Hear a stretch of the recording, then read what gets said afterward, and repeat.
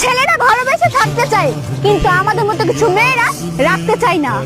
আমাদের মতো কিছু মেয়েরা এক পুরুষও নয়, 12 পুরুষে আসক্ত হয়। কি ভাইয়ারা, ঠিক বললাম তো?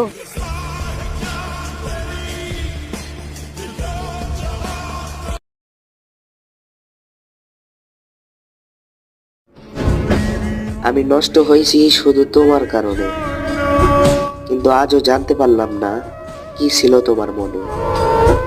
আমারে ঠকাইয়া কি সুখ পাইলা এ জীবনে।